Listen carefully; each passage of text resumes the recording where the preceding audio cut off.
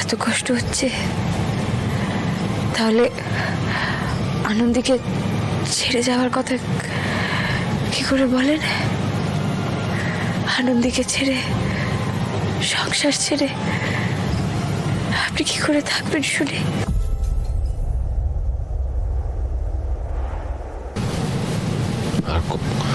আর কত ঋণে জড়াবেন আপনি আমাকে?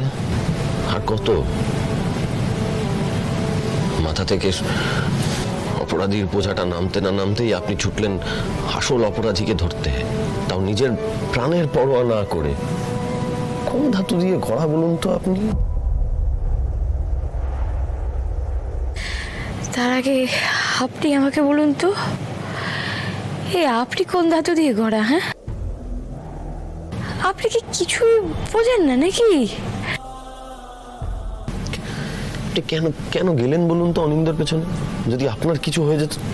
আরে বাবু মশাই, দিয়া দিদিকেও তো ন্যায় বিচারটা দিতে হতো নাকি?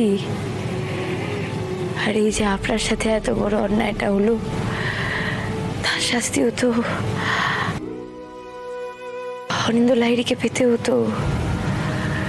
হ্যাঁ, শুধু অপরাধ ধরলেই হয়? অপরাধীকে তার যোগ্য শাস্তি না দিলে যে ন্যায় বিচারটা পুরো হয় না।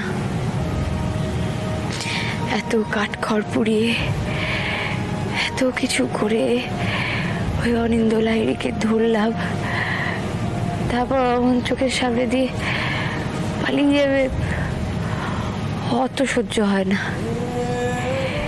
এই যে আমার শরীরে যদি এখন জোর থাকতো না, এখান থেকে উঠে গিয়ে একদম ব্যাটাকে চুলের মুঠি ধরে নিয়ে আসতাম। কোথায় যাবে শয়তানটা?